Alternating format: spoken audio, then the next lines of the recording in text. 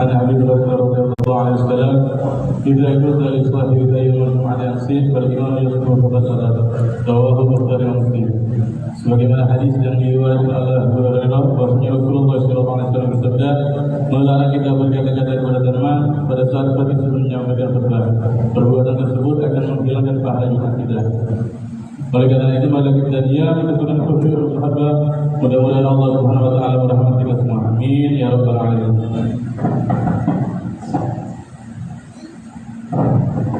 Inna Allaha wa malaikatahu yusalluna 'alan nabi ya ayyuhalladzina amanu sallu 'alaihi wa sallimu taslima.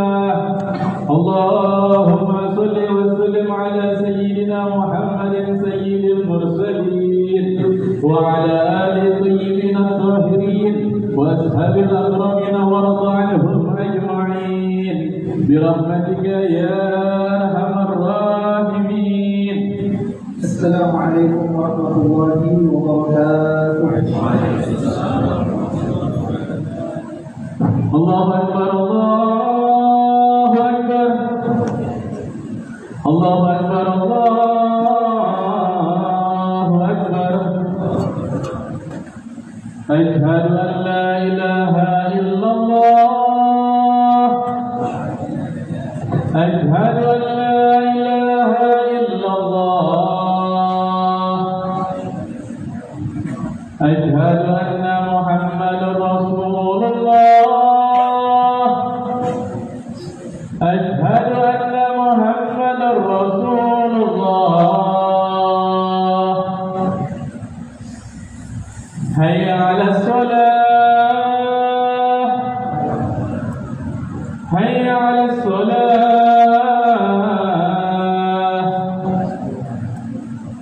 حي على الفلاح. حي على الفلاح.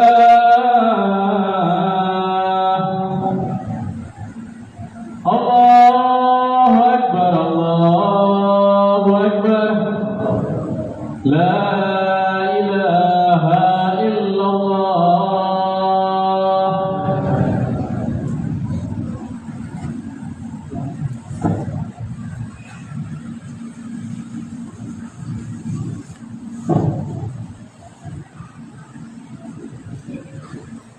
إن الحمد لله نحمده ونستعينه ونستهديه ونستغفره ونعوذ بالله من شرور أنفسنا ومن سيئات أعمالنا. من يهد الله فلا مضل له ومن يضلله فلا هادي له. أشهد أن لا إله إلا الله وحده لا شريك له وأشهد أن سيدنا ونبينا محمدا عبده ورسوله لا نبي بعده.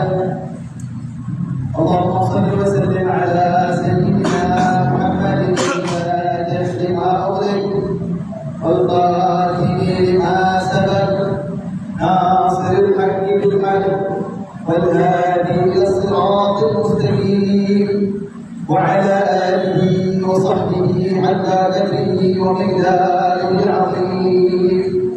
أما بعد فيا عباد الله اتقوا الله يا أيها الذين آمنوا اتقوا الله حق تقاته ولا تموتن إلا وأنتم مسلمون. قضيب tidak dimaafkan kita oleh Allah. Segala puji dan puji syukur kehadirat Allah Subhanahu wa taala atas karunia dan segala pemberian yang senantiasa Allah Subhanahu wa taala berikan kepada kita bersama.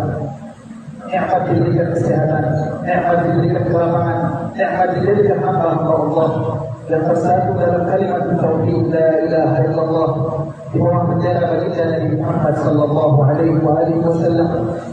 Salawat serta salam kita haturkan kepada baginda Nabi Muhammad sallallahu alaihi wasallam beserta keluarga, sahabat, tabi'in dan para pengikut baginda Nabi Muhammad sallallahu alaihi wasallam sampai hari kiamat.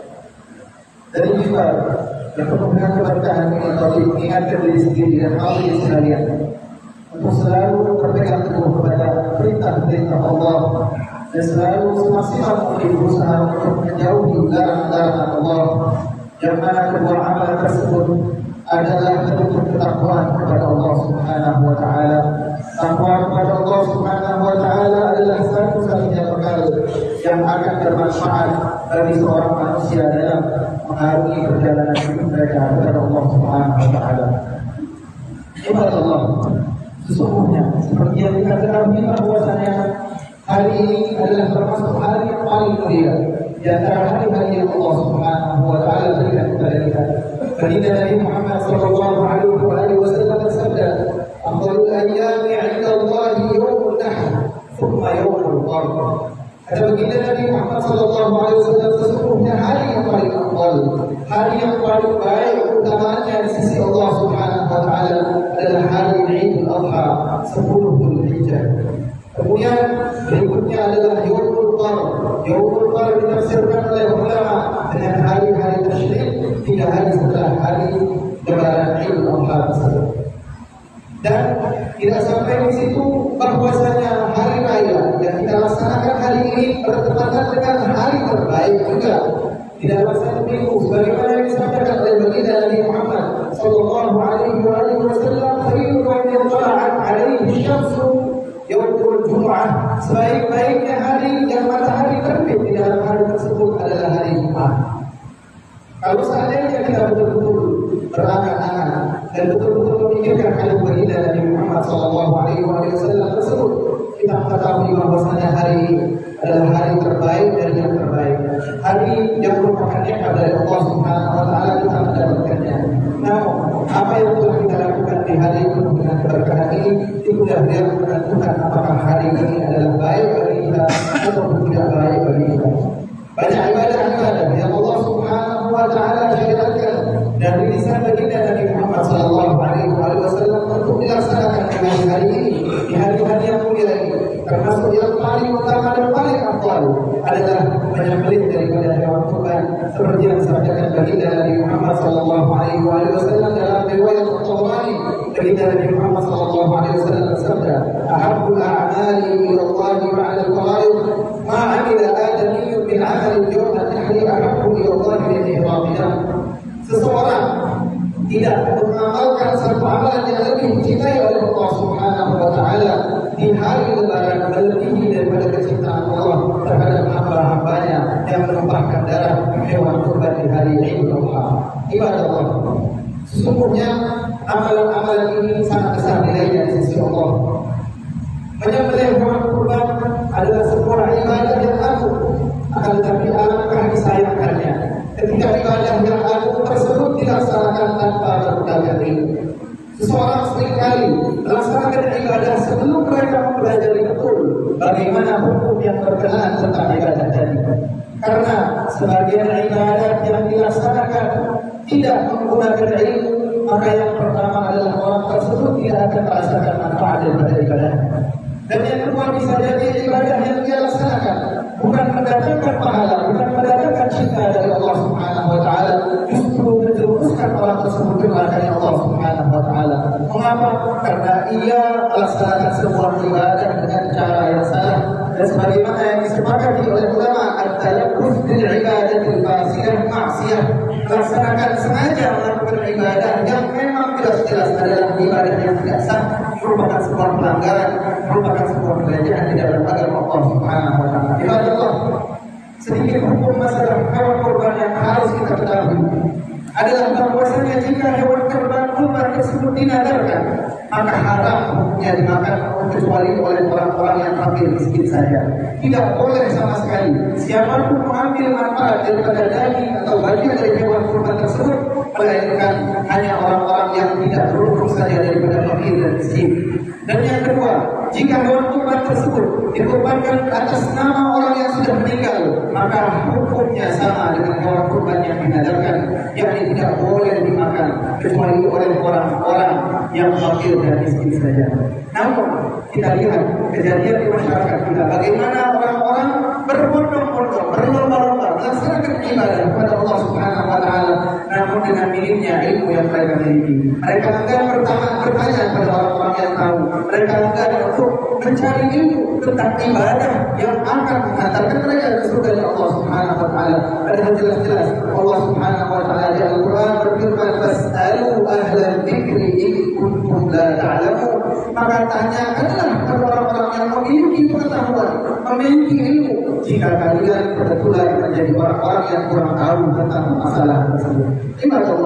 Ibadah-ibadah besar tersebut akan menghantarkan seorang hamba ke surga Allah Subhanahu wa taala. Oleh karenanya, seorang hamba yang ingin berkorban hendaknya ia mempersembahkan korban terbaik. Kata baginda Nabi Muhammad sallallahu alaihi wasallam dalam sebuah hadis, "Aqdimu dhahayakum fa innaha 'ala as-sirati madaya." Muliakanlah, agungkanlah, hormatilah kalian punya hewan kurban, karena sesungguhnya hewan kurban tersebut akan menjadi kendaraan kalian ketika kalian menyeberangi sirat. Kemudian dua amalan yang berikutnya atau satu amalan yang tidak kalah penting daripada menyembelih hewan kurban, yang mana bisa menjadi penentu apakah kita masuk surga Allah Subhanahu wa taala ataukah tidak masuk surga Allah Subhanahu wa taala, adalah berbakti kepada orang tua. Ibadallah, sesungguhnya kita berada di zaman di mana anak tidak mengetahui hak-hak orang tua, dan begitu juga sebaliknya. Orang tua melupakan bahwasanya mereka memiliki tanggung jawab atas anak-anak mereka.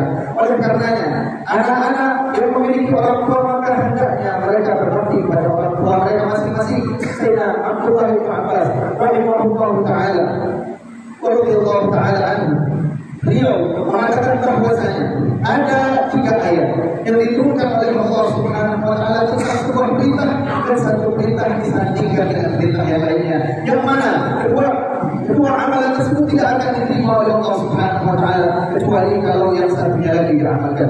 Yang pertama adalah firman Allah Subhanahu wa taala, "Wa aqimus shalah wa atuz zakah." Yang pertama adalah dirikanlah salat, namun jangan hanya mendirikan salat saja, akan tetapi menunaikan zakat juga. Orang yang salat tidak zakat, salatnya tidak diterima. Orang yang zakat tidak salat, zakatnya tidak diterima oleh Allah Subhanahu wa taala. Yang kedua adalah firman Allah Subhanahu wa taala, "Anishkurli wa liwalidayk." Bersyukurlah engkau kepadaku, kata Allah Subhanahu wa taala, dan juga bersyukurlah kepada orang tua. Dari hadis baginda Nabi Muhammad sallallahu alaihi wasallam juga banyak menjelaskan bahwasanya orang yang berusaha membuat ridho Allah, namun ia selalu membuat orang tuanya murka, maka tidak ada gunanya mencari ridho Allah Subhanahu wa taala tersebut, karena Allah Subhanahu wa taala meletakkan ridhonya pada ridho kedua orang tua. Yang ketiga adalah atii'ullah wa atii'ur rasul. Taatlah kalian kepada Allah, dan tidak hanya taat kepada Allah, kalian juga harus taat kepada Rasulullah sallallahu alaihi wasallam. Orang yang mengaku cinta Allah, orang yang mengaku mengikuti ajaran Allah, akan tetapi tidak mencintai Nabi Muhammad, akan tetapi tidak mengikuti ajaran baginda Rasulullah sallallahu alaihi wasallam, maka amalannya tertolak dengan begitu saja, seperti yang dikatakan oleh Sayyidina Abdullah bin Abbas radhiyallahu taala anhu. Allah, sesungguhnya mendapati orang tua dalam keadaan hidup itu adalah kenikmatan besar di sisi Allah Subhanahu wa taala. Cukup bermuamalah dengan orang tua dengan cara tidak menyakiti mereka, itu sudah cukup menyelamatkan seorang hamba dan menghantarkan mereka kepada surganya Allah Subhanahu wa taala. Malaikat Jibril sampai mendoakan orang-orang yang mendapati orang tuanya hidup tapi tidak berhasil orang tuanya menjadikan mereka ahli surga. Kata malaikat Jibril berdoa dengan baginda Nabi Muhammad sallallahu alaihi wasallam dan diamini oleh Rasulullah, "Man adraka abawayhi aw ahaduhuma 'ala al-kibar falam yudkhilahu al-jannah ab'adahu Allah." Kata malaikat Jibril berdoa, orang yang mendapatkan kedua orang tuanya atau salah satu dari mereka ketika mereka tua, ketika mereka butuh kepada anaknya, akan tetapi anaknya tidak berhasil masuk surga dengan wasilah daripada orang tuanya tersebut, berarti hamba tadi, berarti orang tadi tidak akan pernah mencium rahmat Allah Subhanahu wa taala dan dijauhkan daripada surga Allah Subhanahu wa taala. Malaikat Jibril berkata kepada Nabi Muhammad, "Qul amin." Katakan amin wahai Muhammad. Nabi Muhammad yang merupakan sosok yang paling sayang dengan orang tuanya, beliau pun menyetujui doa tersebut dan mengamininya dan berkata amin. Jadi hamba-hamba Allah Subhanahu wa taala yang dimuliakan oleh Allah, mudah-mudahan keluar dari masjid ini, keluar daripada hari ini dengan berkat kedekatan orang-orang yang dekat kepada Allah Subhanahu kita diberikan taufik, kita diberikan hidayah, dan kita diberikan oleh Allah Subhanahu wa taala kesempatan untuk bertaubat jika kita merupakan hamba-hamba Allah yang durhaka kepada orang tua mereka, dan kita berusaha menjadi anak-anak yang berbakti kepada orang tua selepas daripada keluarnya kita daripada masjid Allah Subhanahu wa taala. Amin ya rabbal alamin. Mudah-mudahan amal kita diterima oleh Allah Subhanahu wa taala, dan dijadikan ini adalah mulai daripada perubahan kita menuju orang-orang yang menjadi lebih baik daripada yang kemarin. Inna ahsanal kalam kalamullah al-malik al-alam. Allah Subhanahu wa taala yaqul wa bi qawlihi yahtadil muhtadun. Wa idza quri'a al-Qur'an fastami'u lahu wa ansitu la'allakum turhamun.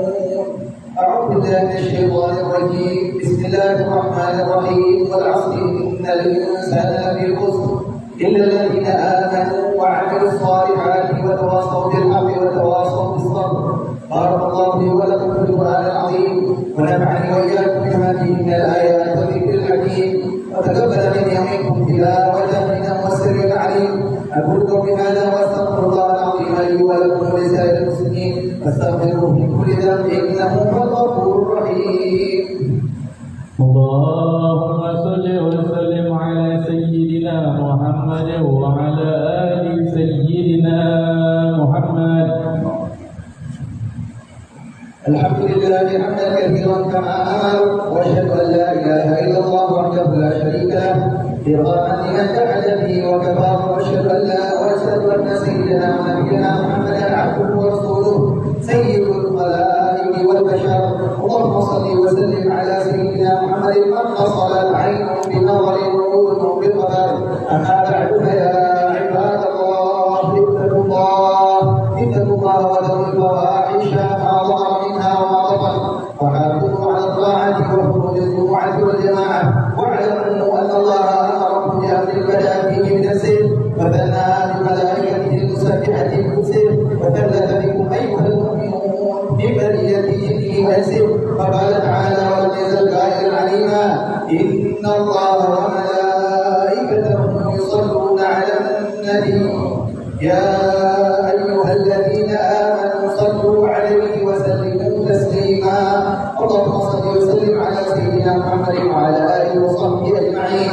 اللهم وارض عن الخلفاء الراشدين المهديين الذين قاموا بالحق وكانوا به يعدلون، ساداتنا أبي بكر وعمر وعثمان وعلي، وعن التابعين ومن تبعهم بإحسان إلى يوم الدين. اللهم اغفر للمؤمنين والمؤمنات والمسلمين والمسلمات الأحياء منكم والأموات، إنك سميع قريب مجيب الدعوات وقاضي الحاجات وغافر الذنوب والخطيئات يا أرحم الراحمين. اللهم انصر من نصر الدين واخذل من خذل الإسلام والمسلمين. اللهم أهلك اليهود والنصارى والكفرة والمشركين، وانصر إخواننا في فلسطين وسائر بلاد المسلمين. اللهم آمنا في نورنا واصلح ولاة أمورنا، واجعل اللهم ولايتنا في من خافك واتقاك. اللهم ارفع عنا الغلاء والوباء والربا والزنا والزلازل والمحن وسوء الفتن ما ظهر منها وما بطن عن بلدنا هذا خاصة وعن سائر بلاد المسلمين عامة يا رب العالمين. عباد الله، إن الله يقول بالعدل والإحسان وإيتاء ذي القربى وينهى عن الفحشاء والمنكر والبغي يعظكم لعلكم تذكرون.